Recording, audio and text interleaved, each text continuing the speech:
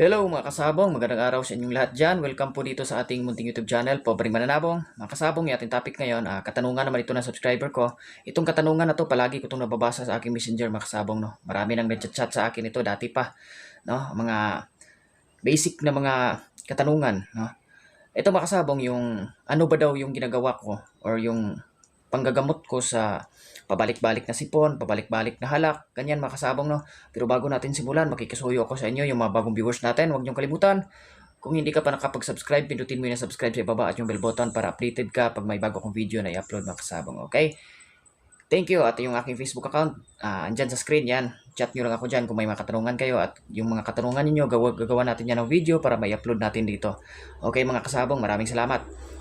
Ano ba daw yung mga ginagawa ko sa mga pabalik-balik na sipon, pabalik-balik na mga halak, ganyan, mga basic na mga katanungan, mga kasabong, no? Basic na mga sakit. Ito mga kasabong, ang ginagawa ko sa ganyan mga kasabong, tableta lang talaga yung ginagamit ko. Capsule or yung tableta. Hindi po ako dati pa mga kasabong, hindi talaga ako nagtuturok ng mga antibiotic mga kasabong sa mga karamdaman na ganyan, no? Ulitin ko, hindi po ako nagtuturok ng antibiotic mga kasabong. Ang ginagamot ko lang talaga dyan, mga tableta lang or yung mga capsule lang mga kasabong, ganyan lang yung ginagawa ko, no? Ang ginagawa ko dyan, nagpapainom ako ng gamot.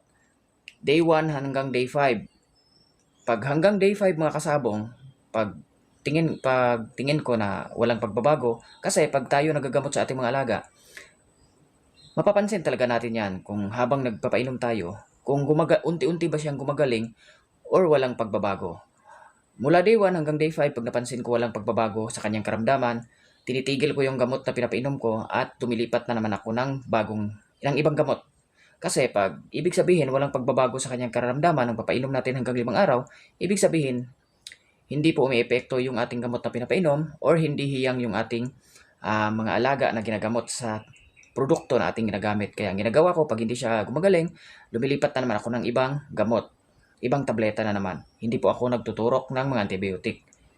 Okay, makasabong, yan lang yung aking ginagawa. No? Yun nga, kahit papano, gumagaling naman yung mga aking mga alaga sa aking ginagawa. Pero pag may hindi talaga gumagaling makasabong, ilang lipat na ng mga gamot na pinapainom ko, hindi talaga gumagaling, ang ginagawa ko lang makasabong sa hindi gumagaling, maniwala kayo sa hindi makasabong, kahit anong edad nila, dinadala ko po yan sa kakahuyan. No? Dito kasi ibaba sa bahay namin, dito sa ibaba, tabing dagat na yan at wala na pong mga bahay dyan. Dinadala ko po sila doon sa kakahuyan, doon ko po sila iniiwan. Tsaka ako umuwi. Para kahit mawala man sila, basta wala dito sa amin, hindi ko sila nakikita, doon lang sila sa malayong lugar. Ganyan lang po yung ginagawa ko, mga kasabong, kasi naawa kasi ako pag, alam nyo na, no? May ginaganyan natin, kaya tinatapon ko na lang sa kakahuyan at doon ko sila iniiwan mga kasabong. Okay, hanggang dito lang mga kasabong na. Maraming salamat sa time sa pagpapanood. Ingat kayong lahat at mabuhay po tayong mga sabongero.